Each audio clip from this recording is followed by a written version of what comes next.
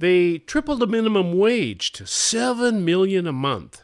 But all those millions were not enough to buy 2 pounds of meat. That leads us to ask, can what happened to the price of food in Venezuela happen to the price of food in the U.S.? Welcome to the award-winning Food Chain Radio Show with your host, Michael Olson. And now get ready for 1 hour of What's Eating What Radio. Hello out there. You are tuned into the 1277th edition of the Food Chain Radio Show. Or hey, perhaps you're among our friends down there in Cusco who are tuned into the podcast as we stream along on the Food Chain page at metrofarm.com. Well, wherever you are and whoever you are, welcome aboard. I am Michael Olson, your host for this hour of What's Eating What. Folks, MSN recently served up some news that caught my attention. The headline read, Venezuela triples wages, but still not enough to buy food. The writer went on to say that Venezuela's new minimum wage of 7 million bolivars per month is not enough to buy 2 pounds of meat. Shortly after reading this story, I enjoyed a leisurely meal with my lady at a nearby sit-down restaurant. The meal was very good, but nothing really special, just a couple of burgers and beers. What did make the meal special, to me at least, was the check that, with tip, approached $100. Yeah, $100 for a couple burgers and beers. It is becoming increasingly evident that more money is buying less food. And that leads us to ask, can what happened to the price of food in Venezuela happen to the price of food in the U.S.? Who better to ask than Dr. Jacob Manlove, who is Assistant Professor of Ag Economics at Arkansas State University. Dr. Jacob, welcome to the Food Chain. Absolutely. Thank you so much for having me. Good to have you aboard. Well, I got to ask you, do you think what happened to the price of food in Venezuela can happen to the price of food in the U.S.? Well, I certainly hope not, but there is some inflation coming in here with food in the U.S., and I do see some changes happening. Will it ever be to that extent? I don't believe so, but definitely seeing something we're not particularly used to with these increasing food prices here in the U.S. Kind of going through the roof. I couldn't believe when they brought the check to the table, had a nice meal. They were very delicious hamburgers, best in town, they say. But $100 for a couple of hamburgers. Wow, out of control. So Thomas Carlyle said that economist is the dismal science. Why would he say something like that? Oh boy. Well, I think a lot of the times we get into the position that as an economist, a lot of the times we don't get to deliver the best news about what's actually happening kind of within our world economy and making that and putting it into the best light as possible. That's certainly a case for calling is very dismal. So would it also have something to do with the fact that you take something that's pretty dry, like numbers, and plot them into charts that are kind of hard to follow, and in the effort to try to make something that's pretty intangible tangible? So it's kind of like dry, absolutely not very exciting like today's news or anything. Oh, certainly. A lot of the stuff we're seeing here is taking a lot of these very small, minute economic theories that just aren't very well known to a lot of people, and we put them in these charts, and it's not necessarily the easiest thing to understand, especially when we're talking about food and agriculture, which has such a dynamic system where it's got thousands and thousands of small pieces kind of playing into the big picture. And there are a lot of pieces that play into the big picture, some of which we're going to talk about today, some very big forces that are acting upon the price of food, and that make looking at the price of food a kind of a very interesting subject when it gets right down to it. But you do take numbers that are actual data points, and you do plot them in a way that, if you actually sit down and look at them, you can kind of see trends that are occurring. Is that a fair way of describing that? Yeah, absolutely. And so I've been looking at some of those graphs and charts and see some very interesting trends. And the trends that I see is that more money is buying less food. Is that a fair summation? That is a very fair summation, especially during the current time we're in right now. Well, let's take a quick look, if we can, at Venezuela. What do ag economists say happened to the price of food in Venezuela, where 7 million bolivars is insufficient to buy 2.2 pounds of meat? What happened? Yeah, I think what we're really seeing there is just this feedback loop within the food system. It's we want to increase our minimum wage for our constituents within the country, and at the same time, when we're paying those constituents a larger wage, that's going to be a part of the cost that's going to go back into the food system. And when there's such a discrepancy between the two, what people are making and then how much our cost of producing these goods, and particularly within the food system, that discrepancy just continues to grow. And I think they're going to have a hard time trying to make those two meet because they're much further along and much more departed than what we would typically see. So they've kind of gone down the lane, down the road here, and they can't seem to get it turned around. Why can't they turn it around? Why can't they pull that together, or haven't been able to? I know that the United States is putting a lot of pressure on them, but that's not the only pressure that's being put on them, is it? No, I mean there's the internal pressure as well within the country, but kind of for the saying, they've essentially put it down in the left lane and with the hammer down, going as fast as they can, and it's hard to stop such momentum when you're already on such a trajectory. And when you can attack one side, so or not really attack, but necessarily give aid to one side. So you're talking about the demand of the consumer side. We're going to raise our minimum wage so that we can try to correct it in that direction. And then we see a correction on the other side. So it's kind of a bounce back of overcorrections where the two sides, both supply and demand, never really meet up in terms of what they have to offer and being able to afford what you're trying to go out and get. So the money's there. They're pouring 7 million bolivars a month. That's the minimum wage, and if you have a good job, you're making much more than 7 million bolivars a month. But if you take those 7 million bolivars down to the grocery store and try to buy 2.2 pounds of meat, you don't have enough money. Now, looking at the situation from the grocer's perspective, why don't you take 7 million bolivars for your 2.2 pounds of meat? It seems like a lot of money. Yeah, absolutely. I mean, the big issue is that every time that we increase this minimum wage, that's going to come back somewhere along the entire chain, whether it be the distribution of the food or whether it be at that grocer itself. Somewhere along that supply chain of that entire food process, someone's going to have to absorb that. And so what do you do when you have an increased cost? You have to raise your prices. And so, again, there becomes that imbalance between 7 million seems like a very large number, but when we're comparing to where we were and the increase on both sides, making those two things match and be able to kind of come to an equilibrium in the market is going to be difficult. And there is this wonderful equilibrium to pricing things, is there not? Equilibrium theory of pricing, where Absolutely. Supply and demand. Would you give us a thumbnail about that?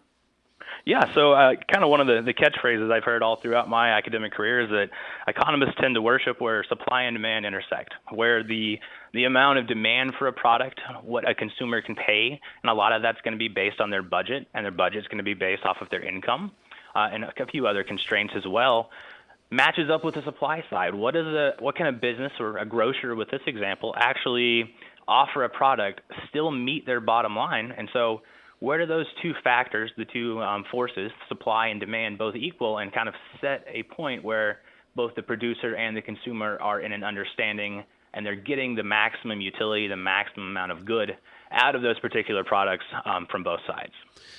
Then something seems to have gone completely haywire with the equilibrium theory of supply and demand in Venezuela.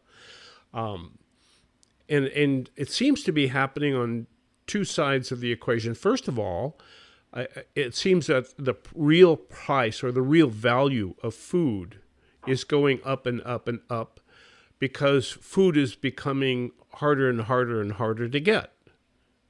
Is that fair? I think it's a fair statement, yes. And then on the other side of the equation, money is losing its value. And Absolutely. the more money that the government offers its workers, the less value that money has. That's another. Is that fair too? Absolutely. Certainly true. So then we have a real problem with supply and demand because nobody really knows what the value of money is anymore. And whereas food has a real value. And it's really searching for what to sell itself for. I mean, if you're a grocer, how do you come to grips with the fact that 7 million bolivars won't buy 2.2 pounds of meat? What do you sell your stuff? What do you sell your food for when the money is no longer money? Yeah, absolutely. And again, that becomes part of the issue when you have Venezuela that has hyperinflation. It's that I can sell these foods for, let's say, 7 million on a Tuesday, and the inflation, when it's, I believe in Venezuela, around 26-27% right now, 3 days later you've lost money once the food actually makes it all the way through the entire supply chain to your grocer and then to the consumer. There's a constant change in prices that have to be accounted for, and so when you make those constant changes, one of the things we say in economics is that supply and demand really take some time to adjust, actually right. come to the equilibrium. And so when you have such a rapid amount of change, finding that equilibrium becomes that much more difficult. Now, looking into history, we've seen this happen a number of times, most notably in Nazi Germany, when the value of the Deutschmark went through the roof. And of course, we all learned in school about how you had to have a wheelbarrow full of money to buy a loaf of bread. Mm-hmm. And that seems to be the case now in Venezuela. Absolutely. And these both cases seem to be a case in which the government ended up just printing money. Whenever they decided they needed money, they just printed. Yeah, absolutely. I mean, if they needed more money, they would print it. And then that's kind of what led to that hyperinflation. And then once you see such large hyperinflation, one of the other kind of stories out of Venezuela with that is that there's some black market good selling and some illegal economic activities, because it's almost as if you have a government-ran market, and the market on the outside is almost behaving more like a true competitive market than what you actually get with the government-sponsored market, with the inflation and the increase in wages that are going along with it. So the real market then is the black market. Well, this is where we're headed today, folks. What happened to the price of food in Venezuela? And can what happened to the price of food in Venezuela happen here in the United States? It seems to me like prices of food are going through the roof. $100 for a couple of hamburgers and a couple of beers? My goodness sakes, out of control. That's the subject we have on the table today with Dr. Jacob Manlove, who's an assistant professor of ag economics at Arkansas State University.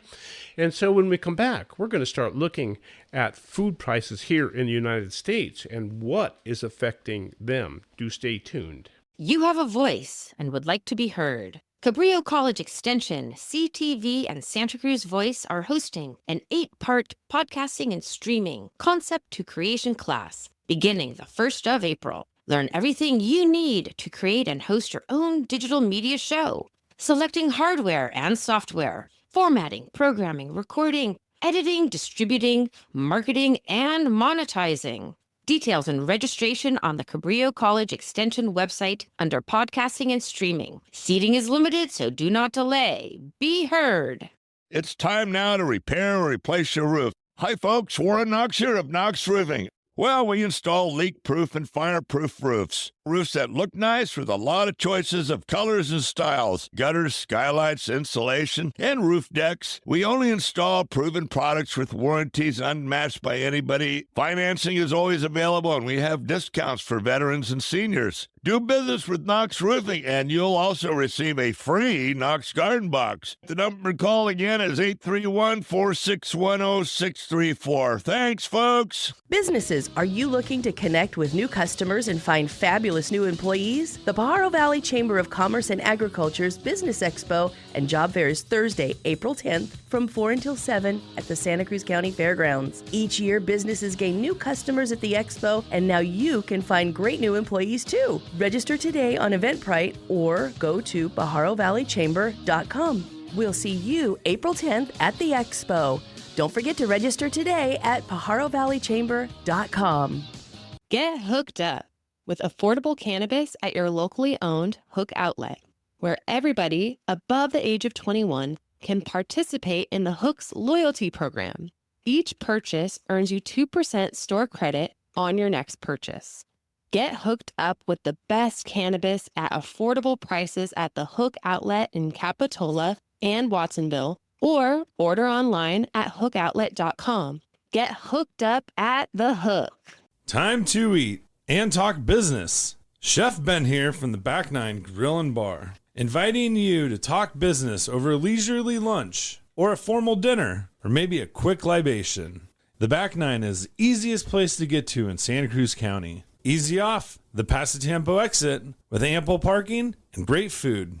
The Back Nine is the place to meet for business and great food. Time to eat and talk business. See you at the Nine. Do you have a car sitting around you want to get rid of? Donate your car and help veterans and their families. Yes, one fast call to the Veteran Car Donation Program and we'll come and remove your car for free. You can donate most cars, trucks, or SUVs in most conditions. The proceeds raised goes to help active military, veterans, and their families. And you get a tax deduction. Operators are standing by. Here's the number. 800-640-9509. Again, that's 800-640-9509.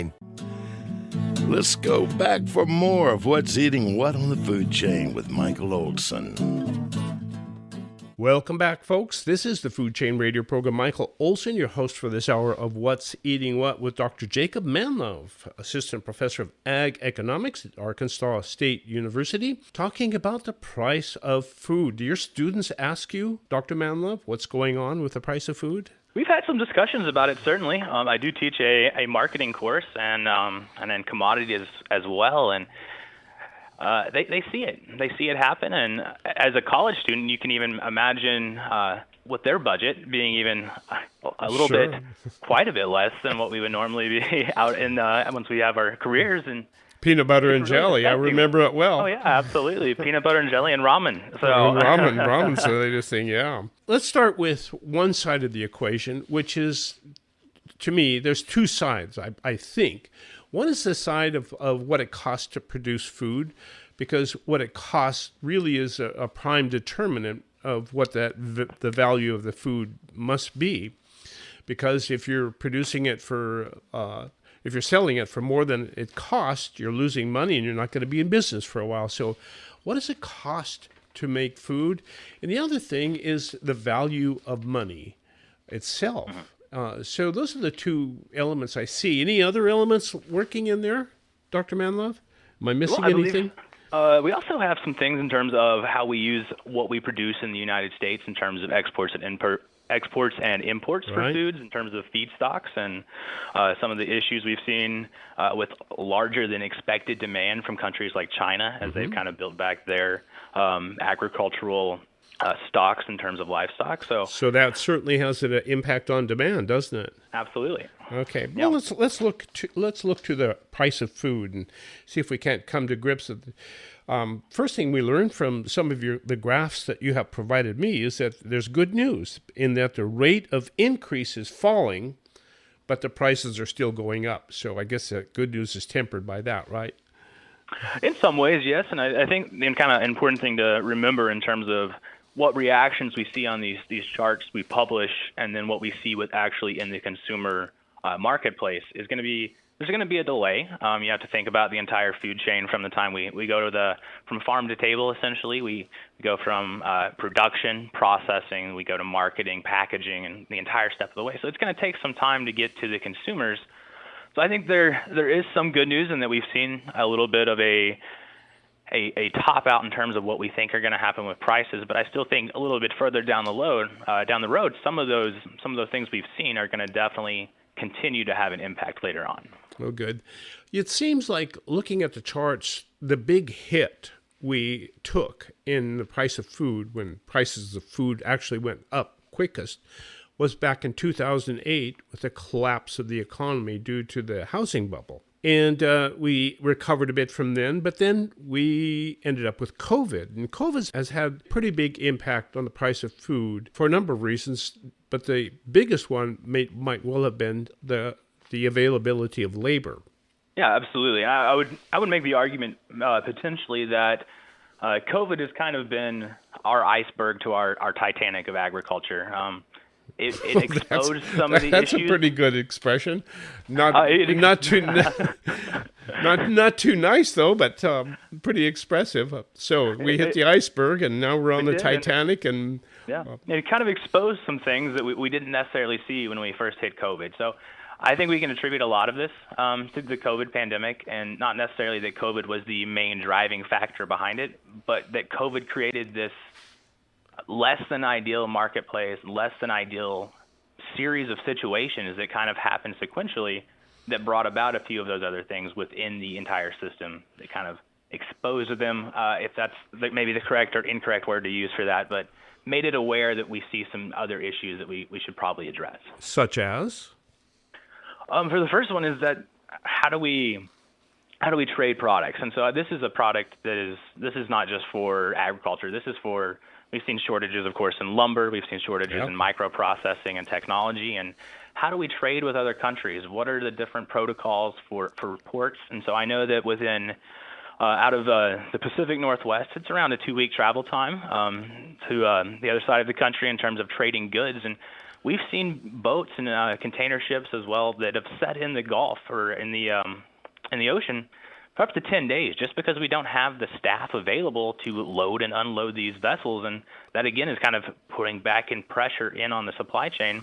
And the reason we don't have those people to work those ports is really, at that time, it came down to COVID. And whether people were testing positive for COVID or just the protocols surrounding that is one person's exposed, and then we have an entire 20 extra people that are out because of potential exposure. And that's had an impact as well.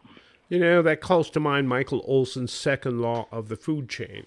The farther we go from the source of our food, the less control we have over that food. I guess that pretty well sums it up. When there's nobody to empty the ships, then we're a long way from that food when it gets down to it.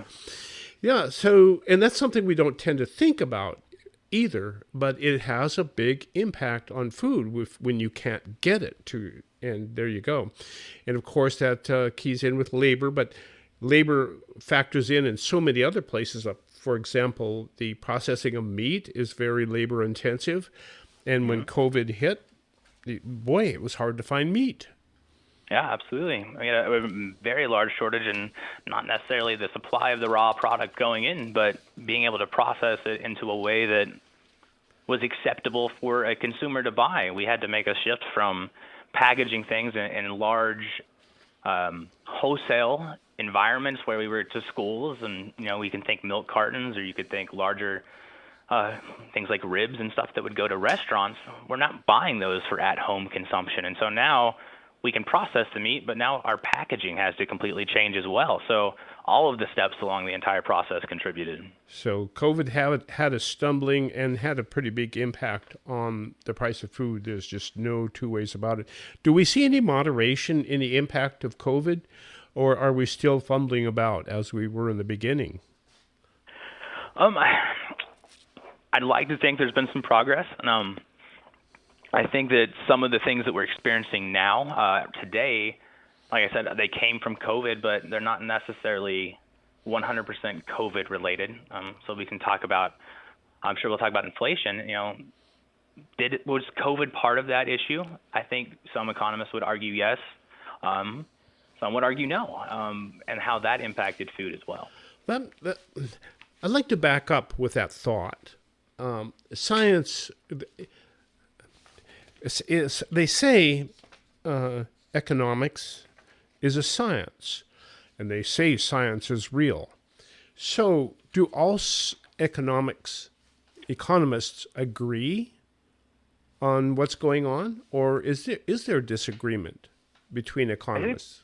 There's certainly disagreement, and I think we can even trace that back to, looking through the history of economics. There were completely different schools of thought. There was the idea of Keynesian economics versus Marx. I mean, that's developed in essentially the same time period, very close to one another, and very different ideas. And we even see that today. And what necessarily is it inflation causing it? Some economists do agree, and so I think one of the things we see in terms of a disagreement between economists in terms of the inflation is this inflation that we're seeing right now a transitory inflation, or is it permanent? And so that, I think, is where we see the biggest disagreement in terms of economists on how that is particularly affecting food prices. Mm-hmm. Okay, and pick that up down the line, because that's a big difference right there, because one says, it's got to go away, and the other was saying, it's going to end up like Venezuela. Yeah. There you go. So, but the impact of labor has had a huge impact on the price of food. And you brought up transportation too, because it takes a long time to get food from one side of the country to the other. And there's another expense that's being factored into transportation, and that is the price of fuel, which has gone through the roof.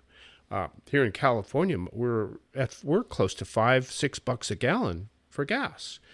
And much of our food travels on gasoline or diesel.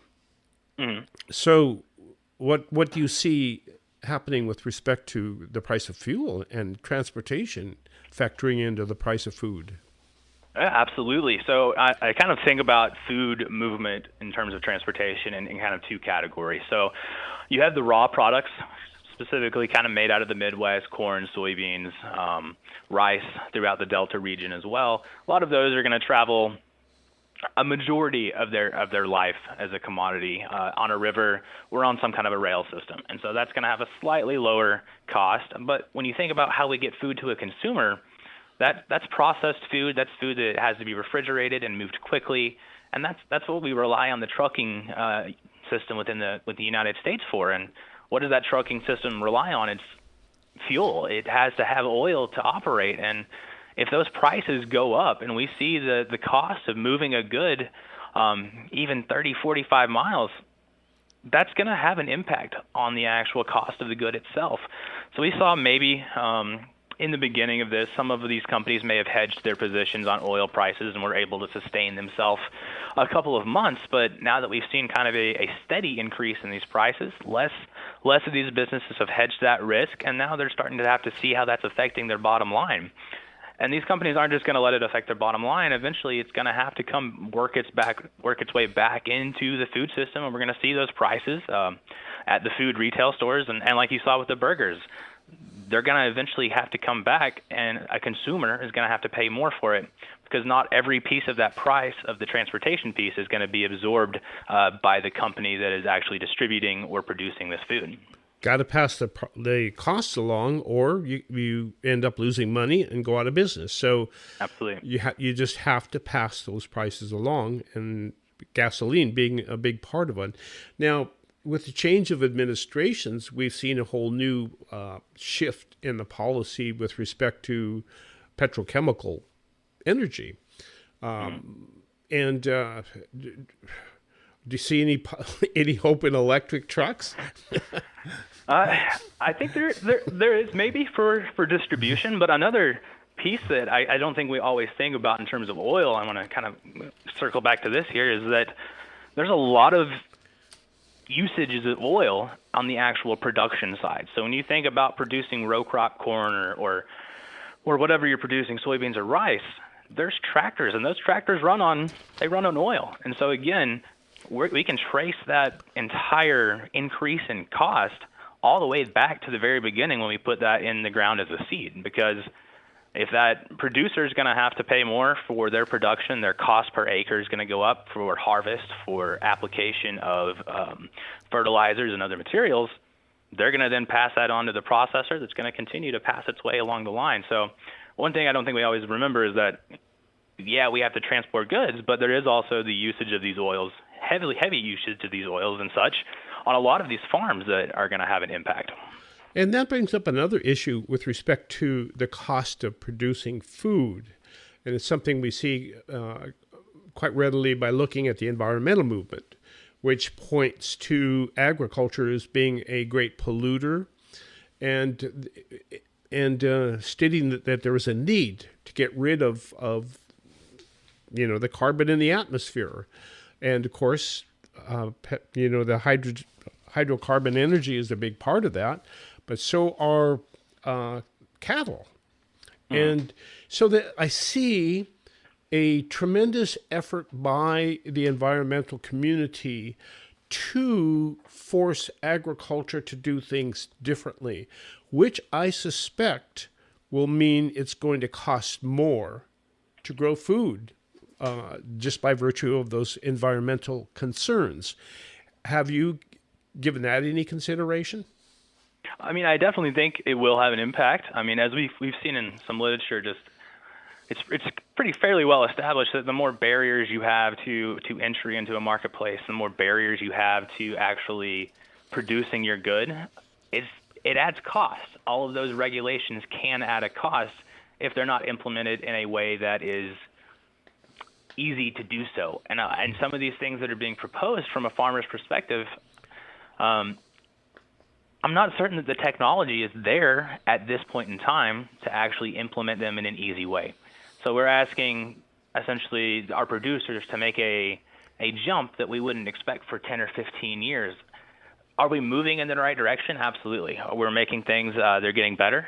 But at the same time, I don't think that we can expect a jump that large from an industry that, even though it is a focus of a lot of environmental concern, it's really not what I would consider the low-hanging fruit in the United States in terms of what we should go after and we should really be concerned about from an environmental perspective. My idea of the ideal low-hanging fruit is China, which produces more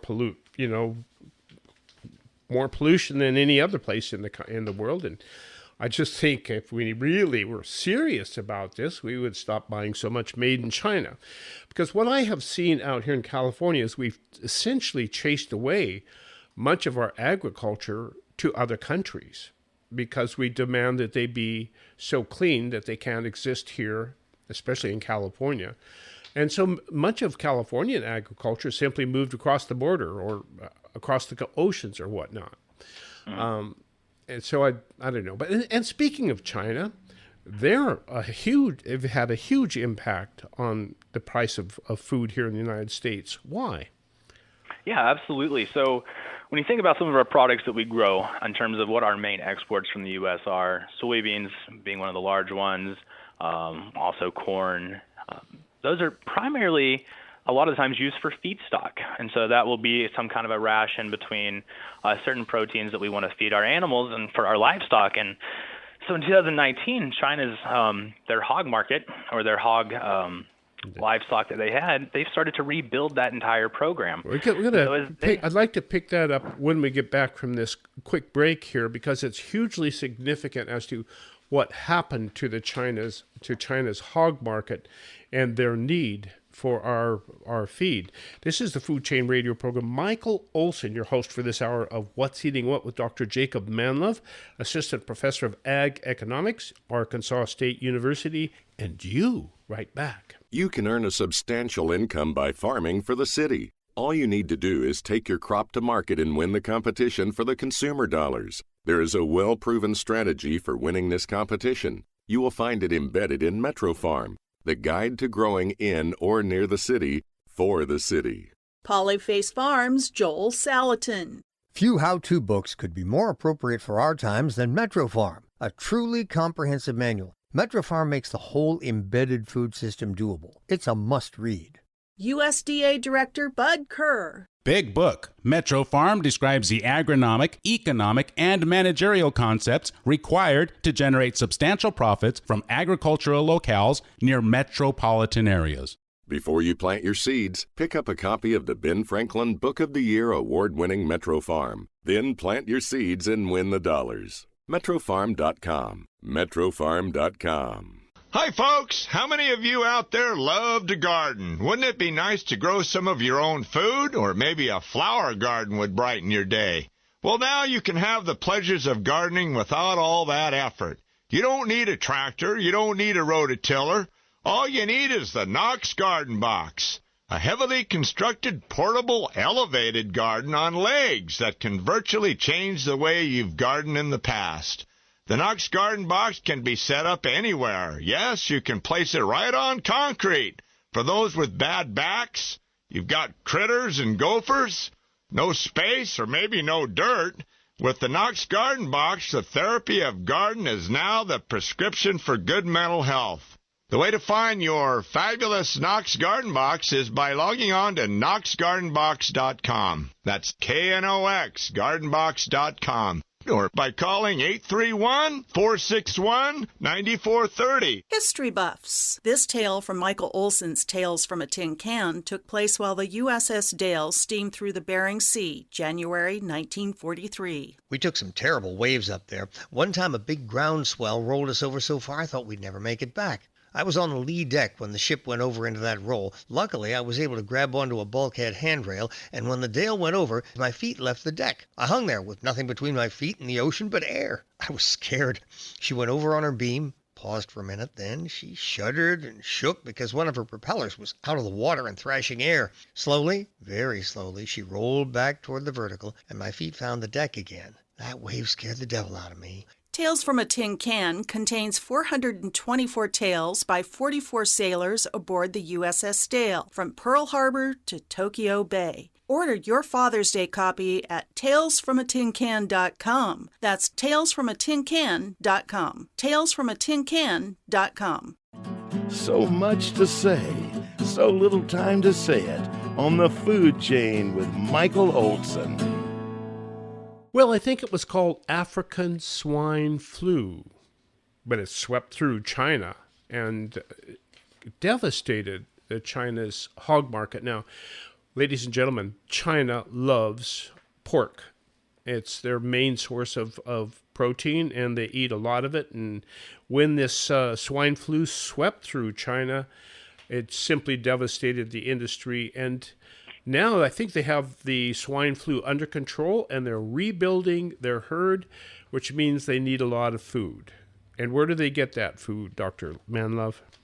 Yes, absolutely. So as they rebuild that herd, they need this feedstock. And one of China's big appetite is for soybeans, and that soybean production comes from both the U.S. and Brazil. And that's one way we kind of see this Chinese hog market having an impact even on consumer prices in the U.S. is that as they buy more product from the U.S., and Brazil didn't have the greatest weather conditions, so their stocks of soybeans weren't as great as we would have necessarily expected or hoped. And so it's putting a lot of pressure on the U.S. price of soybeans because they need that to feed out this livestock population that they're rebuilding within China.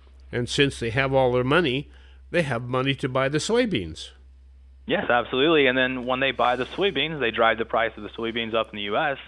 And then we have cattle producers. We have poultry producers that are using these in their feed rations in the U.S. that are kind of bullish on these prices now, that think that their input prices are going to be going up, and they have been. And now we see that kind of translate to increased prices in our consumer products. So in essence, we have all of these forces that have been acting to increase the costs of production, which means inevitably that the value of food goes up. It becomes more expensive, whatever the value of your money is, correct? There's just no two ways about it. It costs more to produce. It's going to cost more on the grocery shelves. So let's turn our thoughts then to the value of money and what impacts on. So if we were buying and selling in gold, it would be pretty easy to do, but we don't do that anymore, do we? Absolutely not. So we have to think about what is our value of this money that we're spending on these products actually worth. And we have this constant change, and so that again feeds back into these prices. So we talked about there's two basic schools of thought with respect to monetary policy. What were they again? Keynesian.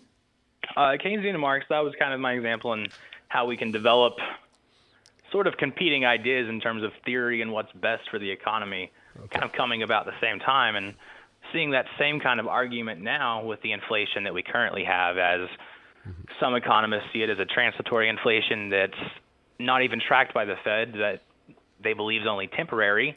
And then we see some economists making an argument that maybe it's a little bit more permanent of an inflation, and we should watch it a little bit more closely.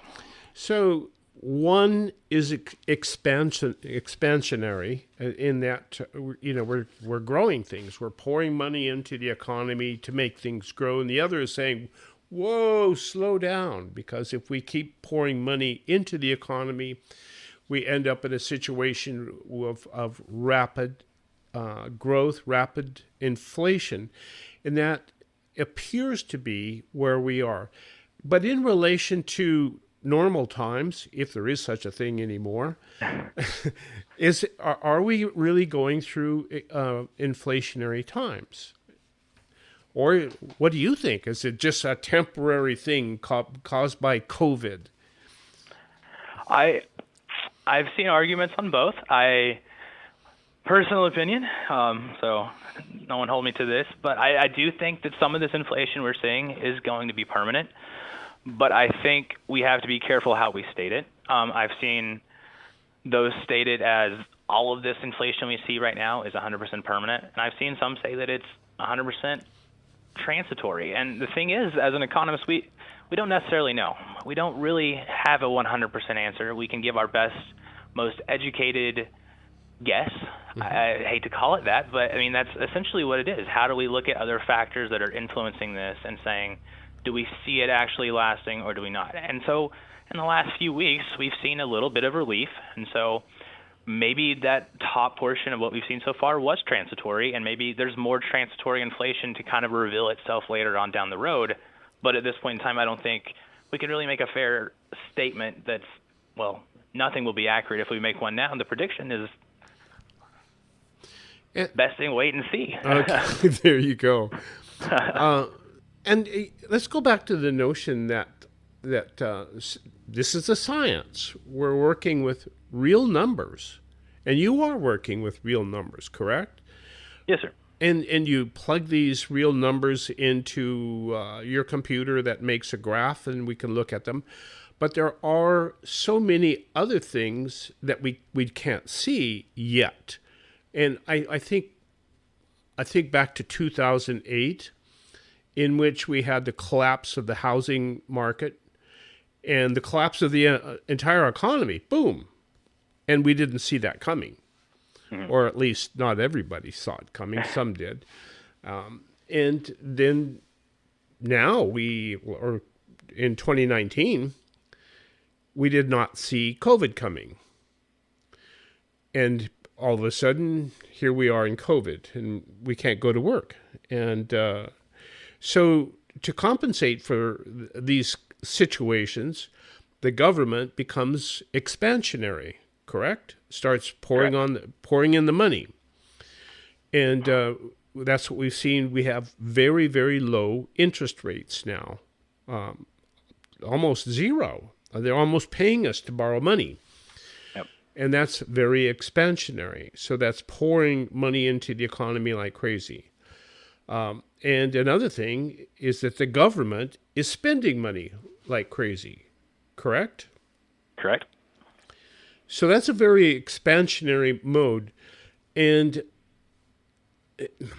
what happens? How do we know if we hit that tripping point where we just go into uncontrolled inflation, as has Venezuela, where you get into this endless feedback loop where you have to keep raising the minimum wage every couple days to keep up? Yeah, absolutely. I've seen on this, as I know there's been discussions of another stimulus check in the future. And I've seen some arguments from economists that we're getting too expansionary. We are forcefully making people use a discretionary income that they don't have, but we're giving them, and it's kind of increased. Now, where do we get creating. that? Where do we get that money to give them? That's a good question. That's coming essentially. There's no backing behind that. Essentially, that we can say that it's devaluing the current money, but putting more paper money into the economy. So we don't have any money. We're just printing the money, and I guess I often think of it as we're stealing money from our grandchildren by printing money today that we don't have. Yeah. Sometime down the line, someone is going to have a responsibility for the money that we have, that we are putting out into circulation, and whether it be that our grandchildren are plagued with super high inflation, or they have a large amount of government debt that eventually somehow we're going to have to tackle in some sort of a way, because we can't continue to add onto this forever. So yeah. Now, do governments? It would seem to me like it would be a great temptation for government to say the way out of this is just to print more money and inflate our way out of this debt. Does that make any sense? I mean, I see the argument in terms of making sense. I don't know what is the sustainability of that. So I think that kind of goes back to Venezuela, where I think maybe that was their approach for a while. We print our way out of this. We work on one side of the economy, supply, then we work on demand, and we try to get things to balance out to come to that equilibrium. Where do we come to the point where we say we've pushed one too far, we can't bring it back now? We've done so much, we've increased too far. How do we actually get it to come back the other way? And that's one of the arguments I've seen when we talk about the inflation right now, is that for those that are arguing that is transitory, it's only a temporary inflation. If it's transitory, we need to see some kind of transitory deflation after to actually make the economy come back to this stable equilibrium in terms of what we're spending and what we're saving and what we're receiving in terms of payments. And so, yeah, we need to see cheaper food, right? We need to see the price of food going down. We need to see things move the other direction. But we're not seeing that. We're not seeing that at all. Okay. So it seems like this is a thin ice kind of situation that we're in. If what happens if we were to put the brakes on right now? As we're in this very tough economy, in some respects, going back to the $100 hamburger, the restaurant is having a terrible time finding employees. It can't find people to work, and even with the tips that they are charging, you can't find people to work. And one of the reasons they're not getting people to work is because the government is paying people not to work. And so why the heck would you want to bust tables and wash dishes when you can sit on your duff and watch TV and get paid for it? Yeah, that's a great point. So I'm kind of going back to the supply demand. When we talk about that, a lot of this demand we're seeing for food, some of it is artificial demand that we're just creating by providing payments. And so when we think about eating out, there was a huge shift at the beginning of the pandemic that more people ate at home, and that was really the driving story of what was happening to our food, and that we had to package differently, we had to prepare it differently to eat at home. And now that the economy has started to open back up a little bit, we've seen that more people are starting to eat out, and so that's having this artificial kind of created demand within that particular sector. And we've also seen that as people's incomes grow, their demand for products like beef, like chicken, they become much higher as your income rises. We just expect that. They're normal goods. We have higher income. We're willing to pay more for quality. So is it sustainable? I don't think so, though. So I don't think anybody really thinks it's sustainable, the situation we're in. But how do we go about getting control again? Now, if you were put in charge of Venezuela? I just did. I put you in charge of Venezuela because you're an ag economist and the price of food is out of control. So, Dr. Jacob Manlove, assistant professor, ag economics at Arkansas State, how do you turn Venezuela around? What do you do to put the brakes on that runaway feed loop that is Venezuela? So I think the biggest thing is that when we think about kind of what are requirements for what makes a competitive market, and one of those that comes to my mind when I think about Venezuela and the way that they have kind of handled the government internal relations in terms of the inflation is that you have to have perfect information. I don't see that within Venezuela.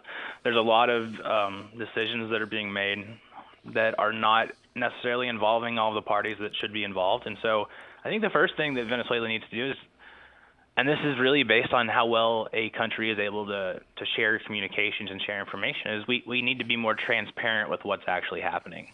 And so I think that's the biggest issue, is we need to be transparent here in the U.S. as well. What actually is happening? What are the effects of these payments that we're doing? What are the effects of the cost of labor within different markets? And so that would be my first suggestion, is how do we make it transparent so that we understand where we are, rather than it be this week we increase this payment and then the next week we see another increase and we don't know necessarily why everything is happening. You need the data points. Absolutely.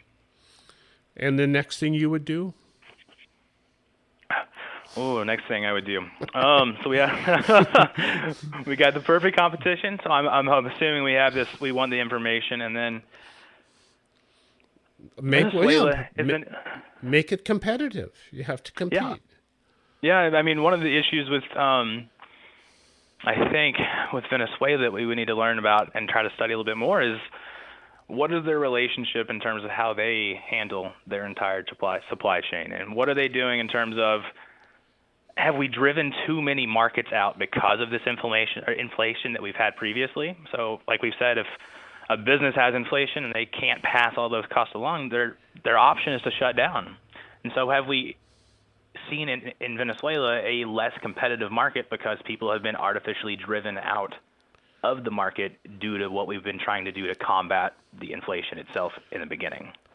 Well, let us hope that the good folks in Venezuela have been tuned in today and that they hear some common sense from Dr. Jacob Manlove and they decide, well, maybe that's exactly what we need to do, is bring Dr. Jacob Manlove down here and he can straighten things out because it sounds like what you have to offer might just do that. You have to open up your economy. You have to be telling the truth. You have to be competitive, and you have to have the will to win. Dr. Jacob Manlove, thank you so much for joining us on the food chain. Folks, remember Michael Olson's third law of the food chain: cheap food isn't. Thank you, Dr. Jacob. Thank you so much. I appreciate it.